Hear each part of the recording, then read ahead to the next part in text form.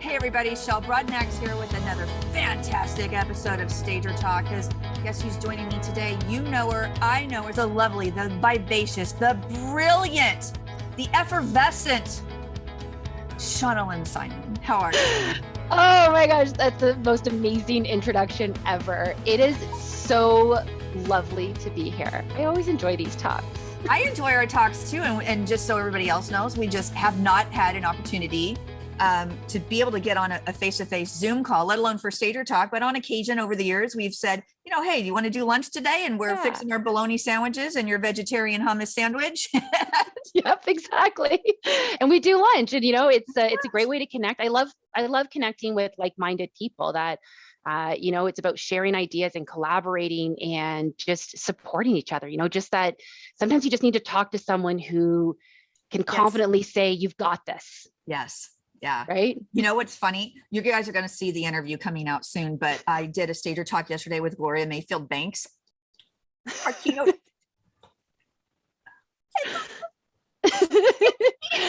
Little fangirl. Yep. Let me tell you something. Don't get me wrong. I have loved all the celebrities that I have interviewed, but I am not a big fangirl. They just usually people I don't like gush over. Yep.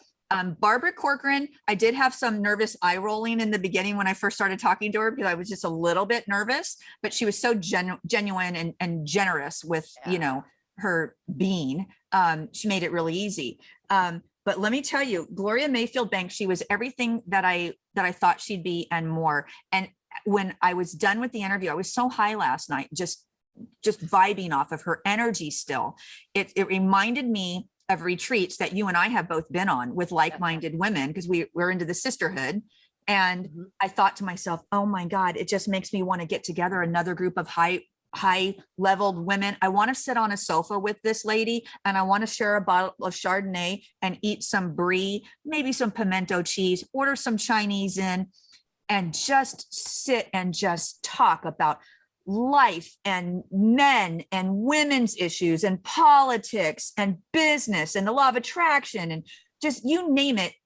Oh, and you know what? I know this is going a little bit off topic about what we're going to talk about tonight, but it really can't be said enough that you are a product of who you surround yourself with. Yeah. And I have made such a concerted effort over the last decade plus to really be very mindful of who I'm spending my time with, who gets my energy.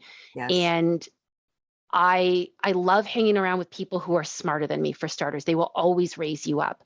And people that are genuine. And I have found some of my best friends have come directly out of my business relationships, of someone that I've met somehow through business. And we've just connected on a level that we just, you know, share positivity and also share those down moments. But it's just nice to have a person to talk it out with. My running partner, I've been running every week for 2 years now since the start of COVID. And he's a local small business owner as well. We run completely different companies, but we have similar challenges at times. And I don't always need someone to fix something, but it's so refreshing to speak to someone who just understands exactly all the things that you're feeling. And so being able to sit down and have that glass of wine or have a cup of tea with someone that you know is going to support you and bring new ideas and insights, it has changed who I am. It is the reason for my success. And I cannot stress enough that if you feel like the people that you spend most of your time with are not raising you up, you need to go and find new people. Yep. And that doesn't mean you lose the old ones. You don't lose the old ones.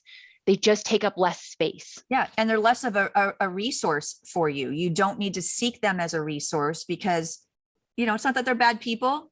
Yep. No bad intention, but if it's not feeding your soul and helping you grow in some way, professionally or personally, you got to find your own fertilizer, your own people to fertilize each other and to keep it all growing. And I also like to, you know, hang out with people that are smarter than I am. But what's funny is when you get us all in a group of women together, we'll just say women, you get us all in a group, every single one of us will think, oh, she's smarter than I am. I look up to her. And then other people will say it about me. And I'm like, what? Right. That's not what you want to do. It's not what you want to do. Yeah. Well, and I think, and with that, then I think, if you've got to approach it though, too, that you're giving as much as you're taking. And I think that's something that I know we have found over the years. There are people that, they're going to look up to others in their industry. And that's great. Yeah, of course, you should admire and be as inspired by people in your industry, but never put any of them up on a pedestal that's so unreachable, because you will underestimate what you have to give to them. Yes. You will get more from your relationship with them if you are also giving them something. Absolutely. And you might not realize what that is, but if you have a genuine conversation that is not selfishly centered of like, oh, I'm going to get these answers to these pressing questions I've had for years, and now I've got this person's ear and I'm just going to get all these answers, and instead just have a conversation, it's amazing the things that you will get, but also the things that you can give. Yeah. Everybody's got something that they need. And when you're vibing with somebody, if you're open, exactly like you said, it'll be a give and take. It'll be nice. Yeah. If I had all of the answers, I wouldn't enjoy those conversations so much. I don't have all the answers. I don't have all the answers either, but I love talking about the answers and the possibilities. That's the other thing is I like to talk about possibilities. It might be something, not be something that's an exact strategy, but let's work it out. Let's timeline it and see what it looks like and get some input on it and help cultivate it. Again, see the vision. I don't know, this is like cultivation and fertilizer today. Not sure why that is on my mind. It's spring. It's spring. You gotta fertilize, plant the seeds. Oh, planting the seeds. I have a note here. Oh my God, you can't change until you find how the seed was planted. That's what I've got written on my notes today from somebody else I spoke to. And that's what it is. Seeding. That's all right. We're good. I got it. I love it. So let's talk RESACON, July 21st to 23rd. You are going to be one of our speakers, and you're talking about building your dream team with and without hiring. There's so much talk about this, and I know the Canadian laws vary a little bit differently from the US laws. And thank goodness Shauna Lynn understands it all.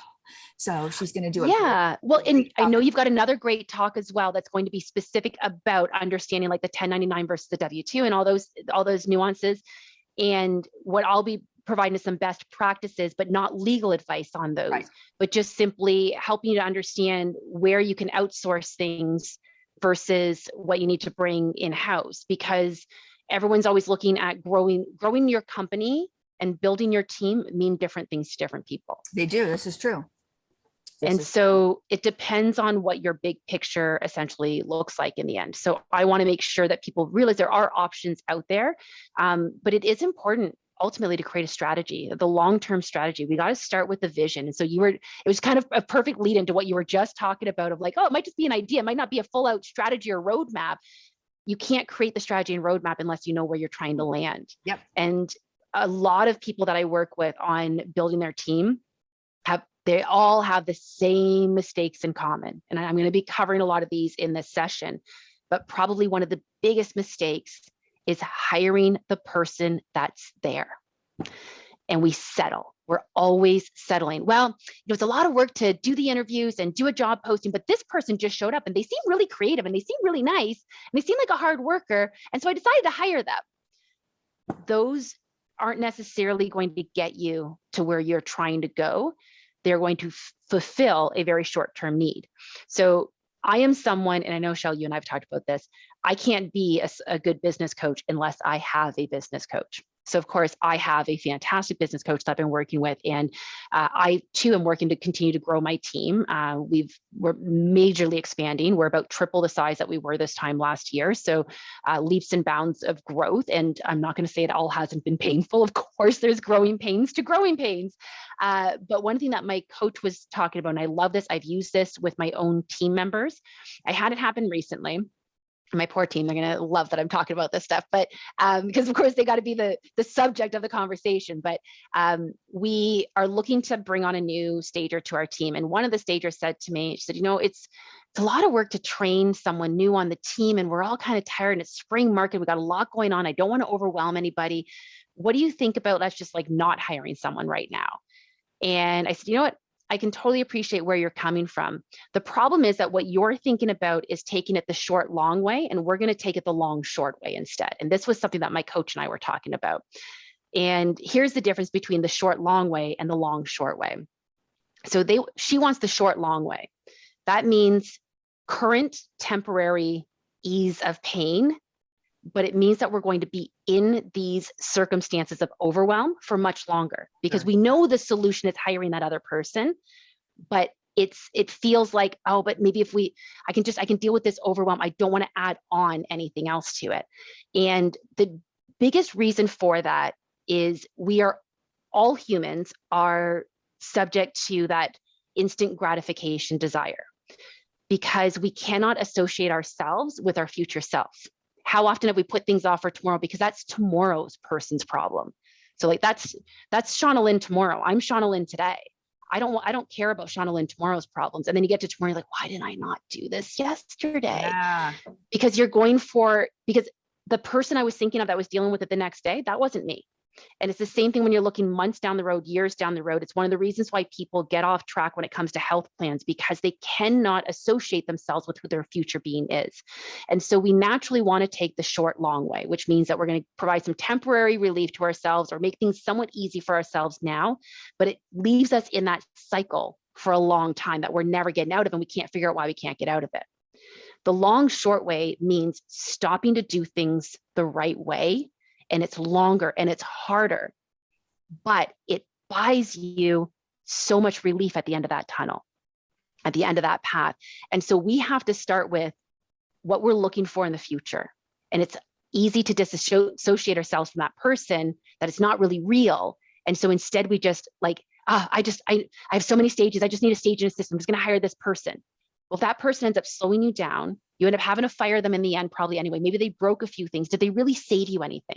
It felt like they were going to at the time, but they really didn't. So this is one of the biggest things that we're going to be talking about during this session, is ensuring that you are getting the right people on your team, not just the next warm body. Yeah. And it's also a mindset issue with people to understand that mindset, because what's challenging a lot of the times, I know, especially for us, I understand it. You can even look at that same concept on like a project basis.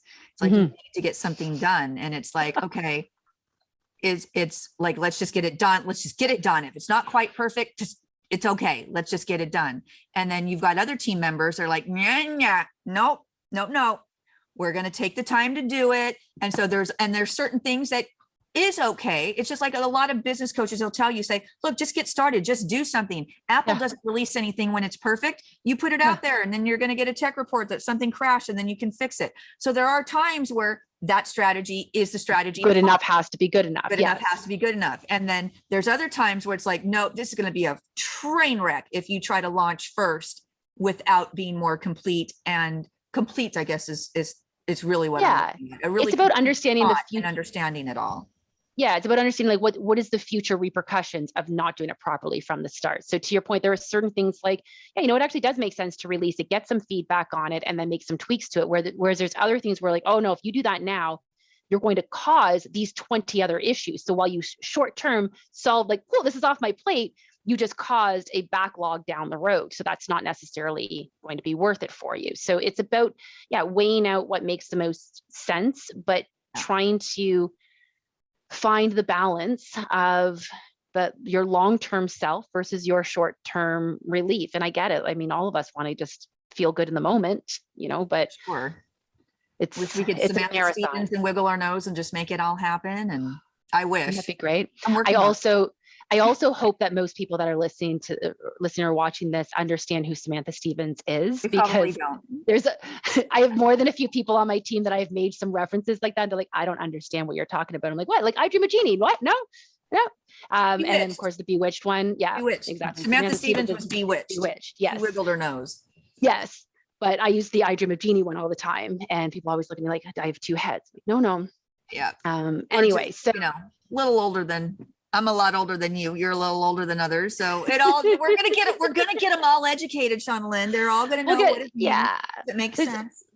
There's a lot of apps out nowadays that showcase all those old shows. But so when it comes to building your team, I know, Shell, before we started recording here, we actually were talking a little bit. And one of the things that we discussed was the fact that I would love to say that I am going to give everyone, like, I've got the secret sauce. I've got the fail-proof plan.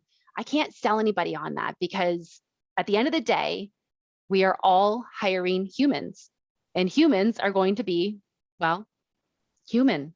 Yeah. And that means personalities. That means they're not robots. That means they have emotions and they have feelings and they have different skill sets.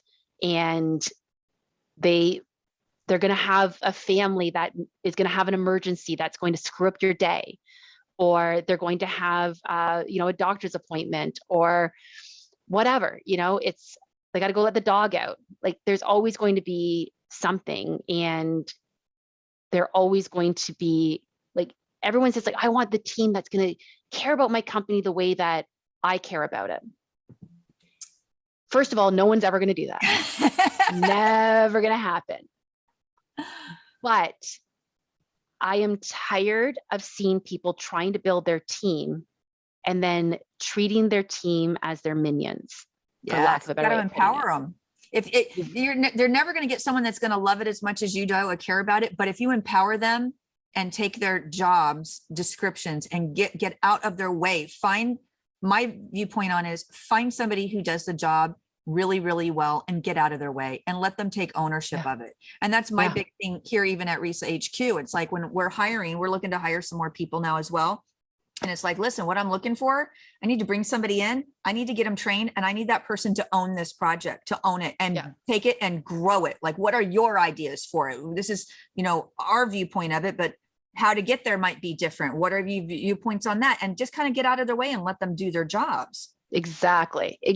And they're going to, if you invest in them, if you show them that you genuinely care about them and they're not just an expense on the bottom of your balance sheet, they're going to feel like they are a part of the team and they are going to take pride in it. And there's a lot of bad companies out there to work for. Don't be one of them. Right. Be one of the good ones, and you'll get rewarded for it.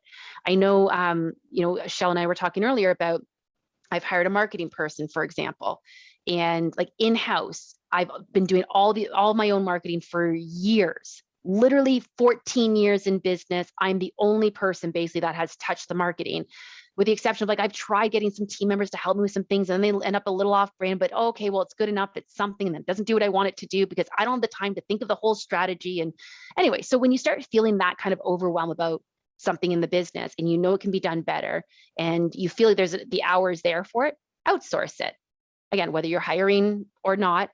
So in my case, I brought someone in-house. I want this girl to just own the whole marketing division. And we've started her off with the title, with the idea that we're going to hire someone else, take over her job, and she's going to move up. But one of the things that you're going to find the most amazing when you start hiring these people and you start training them and you're thinking like, oh, I got to train them. They got to be able to do things my way. And they really need to understand how I like things done. So yeah, absolutely, you have to express all of that. But then exactly what you said, Shell, allow them their runway, allow them to run with it, because I will bring up like, listen, I got these kind of ideas, and she's like, oh yeah. And then she'll add an idea like, well, what if we did this? And that's why I hired you.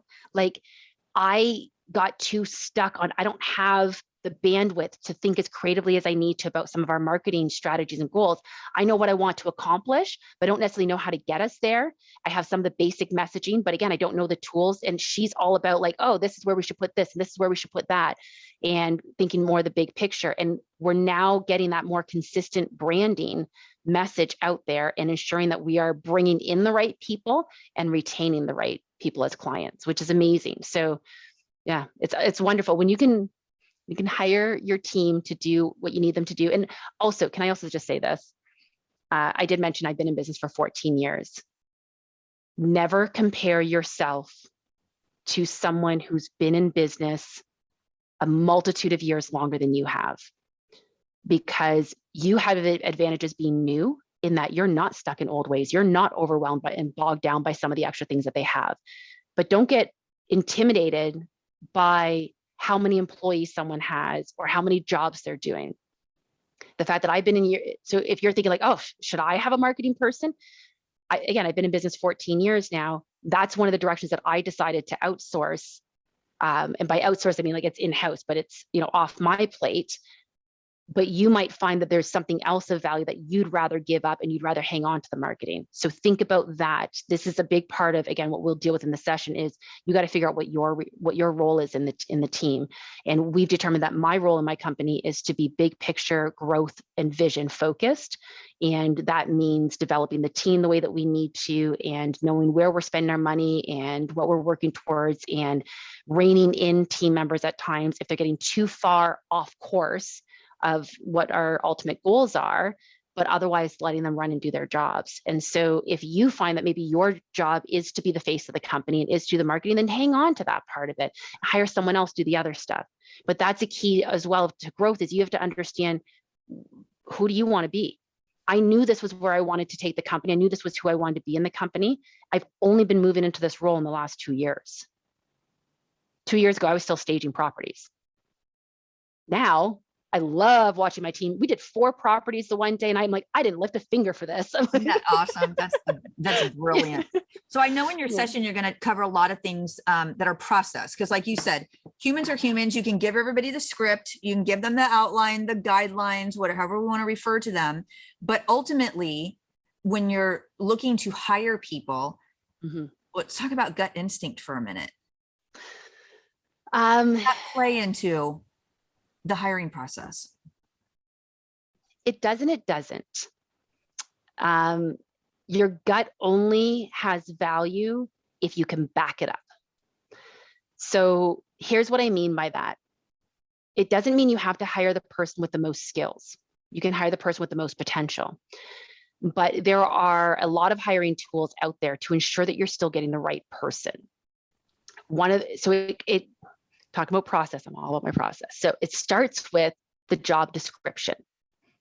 Don't fool anyone into thinking the job is something it's not.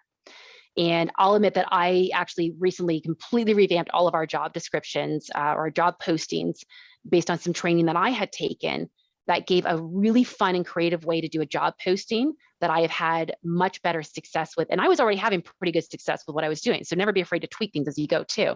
So the job posting is very like down to the bones. I'm going to be real with you. This is what the job is. This is what the job isn't. None of the fancy language, none of the fluff stuff, and relate it to real life circumstances. So instead of saying like, you will be analyzing client accounts. No, here's what you're going to say. I'm going to send you into a client's house and here's what you're going to do when you're there. Be very specific and real and give them a real picture of what things look like. Then in that job description, test them for whatever you think is important. And maybe it means, maybe you care about what kind of personality they have them send you a video. Maybe you care about their attention to detail. So one of the things that I did is at the bottom of my posting, it said, if you think you're the best person for this job, I've put a little hidden test in here because I want to make sure we're getting the right person. Now, everyone says they're detail oriented, but I want to make sure I get someone who actually is. When you send in your email, you email your resume in, I want you to give me the subject heading of the stop or the search is over. I'm the perfect fit for your company. And anyone who didn't have that got eliminated. Because I only wanted the person who's paying attention, right? So the job description can weed out a lot of people. Then you get to the interviews, and there's obviously like evaluating the resumes and everything else. But then when you get to the interviews, asking the right questions. So, for example, when it comes to hiring a stager, again, I'm very detail oriented. I need to know a stager's not going to miss any details along the way. One of the things that we pride ourselves on in our brand promise is seamless execution. It's a high standard. So they need to be able to make sure they're not missing a single step along the way. So what I asked them in their interview is I say to them, listen, we've got a staging job. We had to buy a coffee table at the very last minute. We've brought it to the site, but it's still in its box. Tell me how you would assemble that coffee table. Walk me through it. And I've painted a picture for them. They can visualize this coffee table's in a box, and they're going to take it out of the box, and they're going to walk me through how they do it. Well, if they say to me, I'm going to take it out of the box and I'm going to, make sure the pieces fit together, and I'm going to, start assembling. Oh, wait, no, I'm going to go back and I'm going to read the instructions. I'm going to make sure all the parts are there first too. Yeah, I'll make sure all the parts are there. And they're kind of jumping all over the place. They're not going to be able to follow a process or a system. Whereas if they're like, I'm going to open up the box very gently, make sure that there's a soft surface that I can put everything down on, account for all the parts, read through the instructions. Then I will start at step 1 and make sure I don't miss anything. And then once the table's assembled, I'm going to get rid of all the cardboard. I'm going to wipe down the table. I'm going to throw a nice little plant on it. That's the person I want to hire. So they think I've just asked them to describe to me how to assemble a coffee table. but instead I've put in, so don't ask them, are you detail oriented? Or don't even ask them, give me an example of how you're detail oriented. Instead, test them on it. So if you go through all of these tests, and there's more obviously that, there's only so much I don't want to give all the session away here, Right. So you go through all of these tests, you get narrowed down to your final candidates. I recommend doing certain assessments, personality assessments. And again, I'm not going to get too far into the details here, but you do personality assessments, behavior assessments to make sure that they've got the skills that you think they do as well. And I usually do this with my final 2 or 3 candidates. And then this is where your gut now comes in. Because if you've done everything right all along the way, you're going to have 2 or 3 fantastic candidates that are essentially equal across the board. And that's when your gut can play in. Like that gut doesn't have to say they know the most. Or like, for example, I hired a marketing person who has no idea how to edit videos. That's okay. She doesn't have to know how to edit videos. It's not about the specific skills she brings. I will teach her the things that she doesn't know how to do. I needed to know that she's capable of learning those things and that she's eager to learn those things and that she's got the creative eye that I need for the role that I'm hiring for. So it doesn't have to be down to the nuts and bolts of like, they have to be able to do this, this, this, this, and this. You can put those lists out there. But chances of finding a human that actually fits into every single, your perfect person is not realistic most of the time. And so this is where your gut needs to come in sometimes, that even if they don't have the skills, do they have what it takes to do the job? Yeah. And skill sets are different because you can apply a skill set to many different types of skills. So you might have a skill set, but not know how to do editing on videos. But with your skill sets, you know that you're going to be able to learn how to do that quickly. And it won't exactly. Because you can always train. If she was like, I'm afraid of computers, that might be a different conversation. Yeah, totally different conversation. That is for sure. Yeah. I know that hiring people, it is one of those tasks that we do, in your businesses that I don't know that anybody loves doing it. It is definitely one thing. Like for us, we had a goal to hire 3 new people in November. It is now April. Now, what I will tell you is that obviously there's always things that come up, and sometimes it's a legitimate reason why, something else has gone on. Let's just put this on a shelf right now. We can't take any more on. That's one thing, but sometimes you're in a perpetual of we can't take anything on, which we were in before. Now we're ready. We're fixing to get ready and it's going to happen. But now that we've put the ads out and everything, now it's going through, and thousands and thousands of resumes. And it's like, do we have one that we want to look? We haven't found one that we've said, let's do this.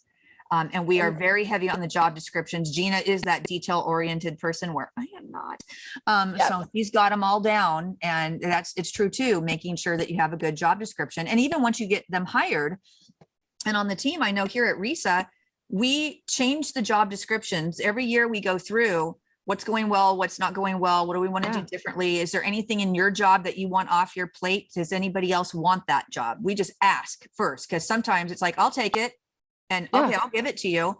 And then it's, where else is it that you want to go within your position? Do you have any ideas or anything else that you want to work on? Maybe we can scoot something back over to this person. And like you called it earlier, rebalancing, rebalancing your team. So we do that as well, juggle things around, and then always go back into your job descriptions in your SOPs, and you should all have them. And that way it's ready for you next time. Well, exactly. And I think, the key is definitely to being patient. We just went through it recently with one of our most recent hires. He starts in a few weeks, but we are expanding our company yet again and adding an in-house contractor to our team. And that's a hard job to hire for. We're not just looking for a general laborer. We're looking for someone who can do the proposals, who can run the whole division, has their own tools, has the skill set. And right now in our area, the construction industry is booming, and it is near impossible to find workers. And I was getting trickles of resumes, and I'm looking at them like, they don't have anything I'm looking for. And I mean, trickles of resumes. And I think we posted the job a couple of months ago. It takes the time that it takes to go through. If you put the job posting out there, you're like, listen, I didn't get anything that hit, then don't settle. Keep going. No, not looking for a warm body. You're not looking for a warm body. You're not solving anything with that. And the other thing that I should really be pointing out here too, and when it comes to building your team, we're talking a lot about the hiring part of it right now. But again, it goes back to what we were talking about earlier. building your team is not just about the hiring part of it. It's not done once they're hired. Yep. You've got to be able to, I hear people saying like, oh, I don't want to manage anybody. I'm not a good manager. Well, then let's get you the skills that you need to be a good manager, because those are easy skills to learn. I know earlier today I was telling Shauna, I'm like, oh, I got a great book for you. I'm going to send you this book title. We're constantly sharing book ideas back and forth. I'm a huge advocate of how much you can learn from books. If books are not your way of going, find a training course, if you need more accountability, whatever it takes. But there are podcasts out there. There's so many opportunities nowadays that, to me, there's no excuse for not having more knowledge than what you have. We should always be expanding our knowledge. And I personally do audiobooks. I listen to them. Back in the days that I used to do more of the staging and I did prep work, I loved listening to audiobooks while I prepped. I listen to them when I'm driving. I listen to them when I'm cooking dinner, when I'm getting ready in the morning, when I go for a walk, you name it, I'm listening to an audiobook. I am crushing easily a book a week. That's how Wow. I am. Yeah, I love my audiobooks. So I don't pretend to have all the answers. Anyone who thinks that I'm just this magical genius that's just figured all these things out. No, I listen to people who are really smart. And I take the lessons from them. Yeah, the key, it's so funny. It's not funny, haha funny, but ironic kind of funny. It's like, man, the secret to be successful, find people that are successful and do what they do. Right. Zig Ziglar used to say that. Zig Ziglar used to say, and Gloria Mayfield Banks said something similar yesterday. And it's so true. It's just, let's find somebody who's doing it well, and let's take what they're doing and apply it to what you need to do. And you can always tweak things a little bit, but it's not that. Oh yeah. You're going to make it your own. And I'm not saying that I haven't cracked some codes along the way. There are some things that I figured out that are, kind of brand new ideas to me. Of course they are, but not everything I have is a brand new idea. I would also just like to say a little plug for Zig Ziglar. If you have an Audible membership, you get all of Zig Ziglar's books for free. Get out. Are you serious? I just discovered it. I'm pretty sure I've read all of his books, but I'm not going to lie. When I first got my first real job out of high school. So I started working when I was 16 years old for a telemarketing firm. And by the time I was 17, I was a supervisor of their phone room. And I'm talking, I am so old that we had 17. dial phones. Like I saw a dial phone at the store, and my granddaughter went, "What is that?" And I'm like, "Show me how you'd use it." And she can't, none of the little kids can figure out. They try to press. Yeah. And so it was a dial phone with a little bitty telephone with paper in front of you with a tick sheet, 1, 2, 3, 4, cross out number 5, and your ashtray for your smokes, because that's when people smoked at their desks at work. Yep. That's how long ago it was. Yeah, for sure. So after that, and I went to work when my son was about 2 years old. I went to work for a collection agency that collected on defaulted guaranteed student loans. So I was the bad person that called you and made you pay your bills. Nobody liked me. It was a great job though. And we went in there, the owner of the company was very goal oriented and the whole bit. And I was new, green to this, but he turned us, he used to pull everybody out for 30 or 40 minutes, 45 minutes every Friday. And we'd go into the lunchroom. Oh God, VHS tapes. Oh, before digital. No, wait. Yep. Before CD. Or DVDs. Right after beta. VHS, people. For everybody else doesn't know what they are. Stick them into this machine. It was called a VCR. All my stories are so old, I have to explain them. But he'd stick them in the VCR. We would watch it. And I remember being absolutely captivated, first of all, by Zig's voice. And he is an incredible storyteller. And his book, See You at the Top. I remember I went up to this guy after lunch and I said, I'm so sorry, Mr. Tracy, I'll say his name, Mr. Tracy. Could you tell me again what that book was? And he looked at me, looked down on me, and he goes, I could tell you, but you'll never read it. Challenge accepted. So it would See You at the Top. See You at the Top. One of the best, easiest reads ever. Makes so much sense. And one of the things that I got out of that, Zig Ziglar tells a story about a mayonnaise jar and fleas, and it equates to people's expectations. So, and I use this in my professional life, and I'll just tell everybody what it is, because it's about your employees and setting high expectations for them. So you put these fleas in a mayonnaise jar and you put the lid on it. The fleas jump up and down to where the lid is. and they don't go out. Keep doing it. They just keep doing it. Then you take the lid off the jar and they go the same height because they don't know they can't jump out. And these are expectations on people that employers or we all put on ourselves. And you get people into a system, whatever system they're in, and they don't know what they can't do. You know what I mean? And so it's like when I took this into my real life, because I worked in collection agencies, I became a private investigator. And every time we bring new collectors on, we put them, this is really bad. We put them, oh, I got to tell a story. We put them on something called the FU files, which means the dead files. The Chances dead files of closing them. Every collector has picked over them. They're skips. You can't find the people anywhere. The FU files. And we'd give them to them and say, listen, I loved you in the interview and I really want to put you off to a really good start. So I'm going to give you some really nice paper to collect. And these are things that people, have just not picked up on stuff. And I think you're going to do great. And then they collect the crap out of it because they didn't know they couldn't do it. Yeah. The expectation was, it said if you say to them, like, listen, I'm not really expecting much out of this. Like, these are kind of dead files, then they're going to go into it with the attitude. Yeah, exactly. You get what you put into in those expectations that, there's something to be said for mindset. I remember years ago, and Shell, when you and I first like really met and really got to talking, I remember talking about mindset, and it was something that kind of eluded me as a topic. It was something that I saw a lot of business coaches. It was when that word mindset was really becoming a bit of a buzz term. Yeah. And I didn't get it. I honestly just didn't get it. And it's because I always believed I could in everything that I've done. Oh. So I didn't understand that wasn't natural, that you needed to have. Everybody else didn't think that way? Right. I didn't realize that was a mindset that I had. And it's not to say that I haven't had blocks in my mindset over the years and or self-doubt. Of course I have self-doubt. If you don't have self-doubt, you are not taking enough risks.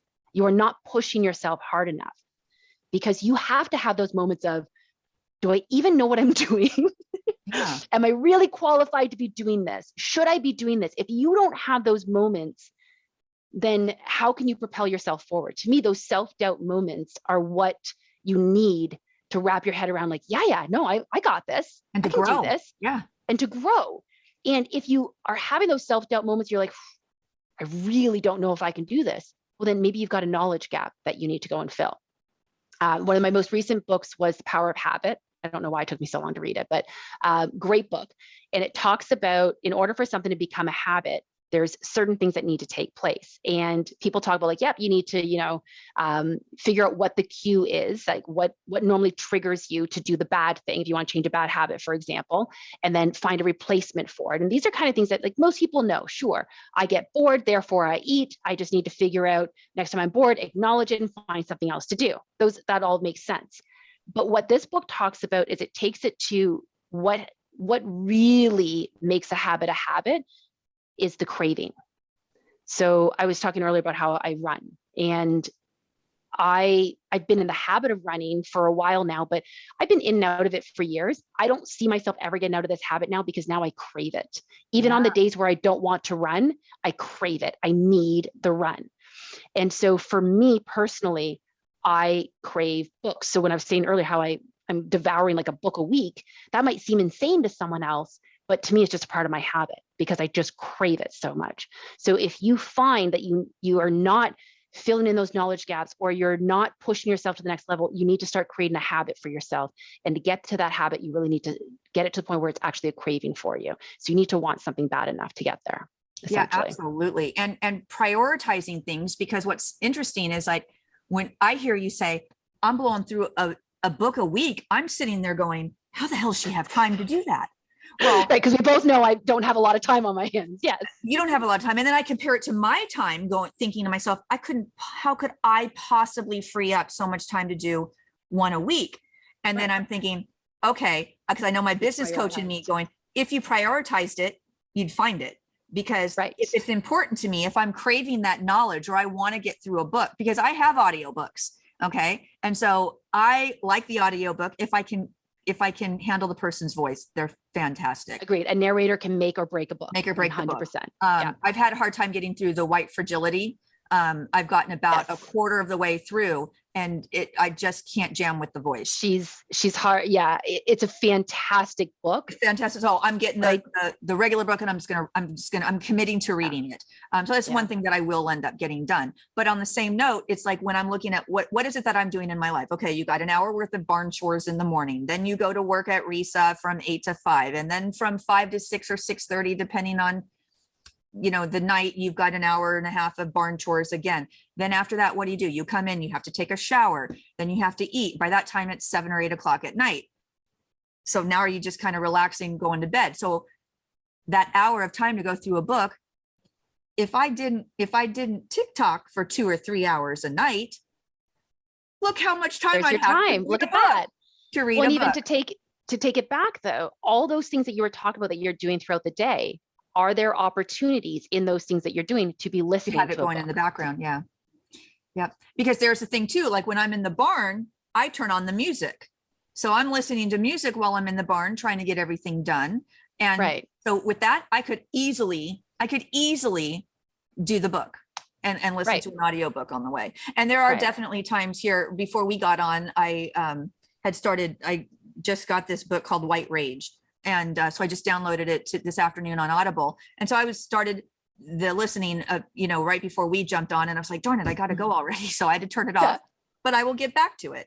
But it's all about the priorities. So people do have the time in the world. I mean, look at big multi-millionaires. Look at Oprah Winfrey. Look at Warren Buffett. Everybody's got 24 hours in our day. Obviously, they probably have bigger teams than you and I have. However, everybody has 24 hours in the day, and it's what we decide to focus on is going to determine the direction that we take and that we end up with. Yeah. And I mean, this is not a plug for audiobooks specifically. This is, again, going back to making the priority for things. And to bring it back to RESACON as an example, I've heard people that say that, oh, I'm not going to RESACON. I don't really think I'm going to learn anything there. Or, I watched that session last year, or, I wasn't there last year. Because, exactly. Or I heard someone else speak on that. Well, this person's going to have something different perspective. Yeah. If you don't think, or just in general, well, I can't afford it, or I can't find the time. Again, it goes back to what you prioritize. I get so much out of RESACON, and some of it is not just from the sessions. This is the other thing. I know that some people this year are debating, well, do I just buy the sessions, the recordings, or do I go? And I understand there's a lot of different factors that play into the travel aspect and everything else, but I cannot stress this enough. You don't get what you get out of going by not going. It's that simple. You don't get the chance to get to meet some of the top industry influencers that are happy to have a conversation with you, that want to have a drink or a cup of tea with you, or are speaking at the sessions, are like my table conversations, just sitting around having lunch are groundbreaking. Yes. Yeah. So the value isn't just in the sessions themselves. And for anyone who thinks you're going to go to RESACON and you're going to go and gamble at night or something like that, don't do it. Stay at the resort. Because again, that's where the learning doesn't stop. It's all about being completely immersive. That immersive part of it. Anyone, I know you're a Tony Robbins fan. That's a big part of what all of his teachings are. They're immersive. You cannot get that value unless you are immersing yourself in it. And if you are someone let's say you took your certification training, I hope you did, but so let's say you took your certification training, they're like, cool, I'm all done learning now. You're going to stagnate yourself. There's only so far that you can go. You have other things to learn. You don't know everything. I don't know everything. Shell doesn't know everything. You need these events. And to me, the more you can immerse yourself in the home staging industry and understand the staging principles and standards, doesn't mean you have to do all of them. You can pick and choose what you want your business to look like. This is not about trying to, herd a bunch of sheep into doing all the same things. But it's good for you to know what the industry standards are, so you know how to benchmark yourself against it if you are going to do something different. And that's key. And it's key to notice and to celebrate other people's way of doing it. So you can learn Yeah. so much from so many people's business models. And even people, let's say you have people that, two different people that say, I only do occupieds. The way they do occupieds could be completely different. How they, Exactly. their geographics can come into play. Their structure and the admin side of their business can be different. There's so many things that you can grab, little nuggets of information that can literally change the way that you do your business.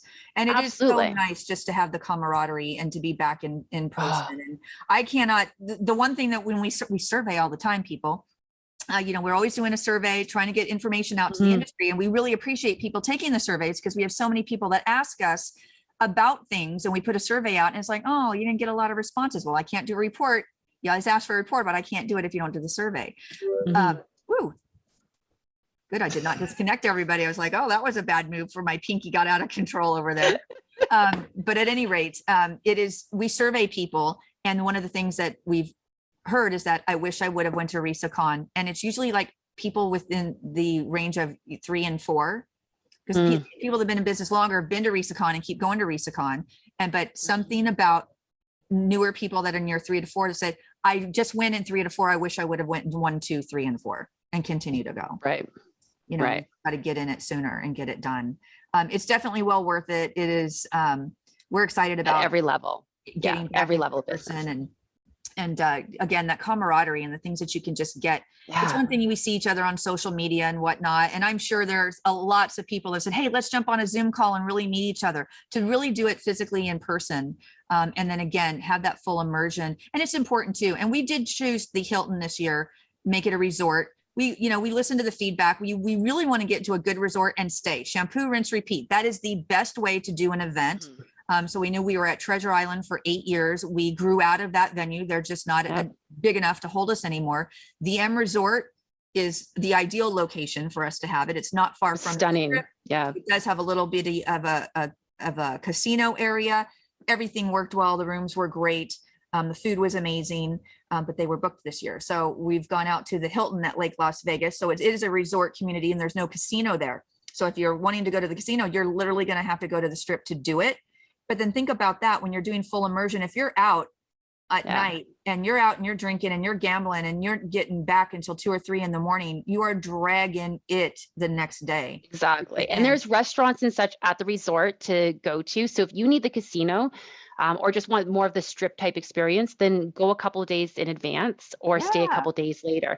Also, if you're attending market, of course, and I know not to give extra plugs here, but when you attend market, I stayed on Fremont Street the last time that I went to market. And I mean, that is talk about an immersive experience in the casino life, because after market closes for the day, often you're hanging out with some of the suppliers. There's different, activities and stuff going on, and you get that kind of experience through that. So if you think you're missing out on it while you're at RESACON, I always kind of look at it as it's not what I'm missing out on, it's what I'm gaining.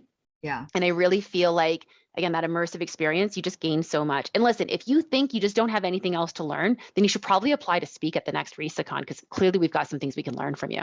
There you go. I'm all about that. We're always looking for great speakers. That is for sure. Yeah. And I think, every year we do a good job with the team of putting together a really well-balanced, comprehensive subject matter. I mean, this year we've got profitability, leadership, HR issues, niche businesses, business concepts, skills, diversity, inclusion, and profitability, diversity, inclusion, and equity and inclusion, risk management, insurance, technology, again, more HR. We've got several attorneys speaking this year on different subject matters. We've got a QuickBooks expert is actually a Profit First. We love Mike McAllowitz years ago. He came in and was Profit First. So she's coming. We actually did a survey for her, which we did get a lot of feedback from. Thank you very much. Because people were like, oh no, I'm taking the survey on QuickBooks because I got stuff I don't even know. So she literally took everything from the survey and is building a presentation about amazing. Well. Named Sylvia. Love her. She's from Southern California. So she's going to be great. Oh, love it. Yeah, absolutely. So we've got and I mean, even just like these side conversations of, if someone's like, I don't know what Profit First is. Well, that's again, like that's a conversation that talking to other industry professionals, whether in your own industry or other industries, you learn about these different concepts. And Profit First, I do practice Profit First myself. And Mike McAllowitz is amazing. He is one of the most genuine people I've ever met. Like he is exactly who he appears to be. There's no disingenuous, like there's nothing disingenuous about him at all. He really, his whole mission, as he puts it, is to end entrepreneurial poverty. And so yes, that's a good one. That's literally what he says his mission in life is to end entrepreneurial poverty. So I'm in a program with him. I think I mentioned earlier to you, I don't know if we're off this call, but yeah, so I'm in a program with him right now, and he's just, he's so committed. His focus is so clear. And if you can be that clear in your business as to what it is you're looking to achieve, and don't tell me you're looking to make homes pretty, because just go away if you are. That's not what we're doing. So be clear on what it is you're trying to do. Hire the team that you need to hire to support you in that, and always be thinking big picture. And if you want to know more about how to actually do it all, come to my session. I'm going to share. I have a lot of stuff to share, and it's all things that I can tell you I have firsthand knowledge of. I have built a successful team. I have made several failures along the way. I've made tons of mistakes I'm going to share with you, but I've learned from them and corrected them, and the results are incredible. So I'm going to show you all the things that I've learned along the way and give you some tips. Awesome. Well, I am so glad to have you on the show today. We're at the end of our time, but I really appreciate you taking time out of your schedule to meet with me. Yeah. We will have to meet again for some chicken pesto sandwich and a hummus and pepper sandwich. And we'll have to do that again soon. For everybody else, this has been the amazing Shauna Lynn Simon. Tell everybody your website address is. If they're looking for staging education, what website do they go to? Yeah, so we offer both certification and continuing education courses, and you can go to styledlistedsold.com and check it all out there. Awesome. And if you are a real estate agent in the Kitchener-Waterloo, Ontario area, what is your website for your staging and design service? Yeah, it's beyondthestagehomes.com, and also check it out. We offer the RESA Staging to Sell course, which is a designation course where you can become a certified staging advocate. So check it out and find out when the next course is. Yes, absolutely. All right, everybody else, get to RESACON is the point, because you're going to learn how to grow your team, do it correctly, and avoid doing something where the results are not what you desire, which is often referred to. Avoid the headaches, the expenses, all those things. Yeah, absolutely. Absolutely. So resaconvention.com, and there's still time to enter the Home Staging Industry Awards. Until next time, everybody, happy staging, and see you in Vegas. Bye, everybody. Bye.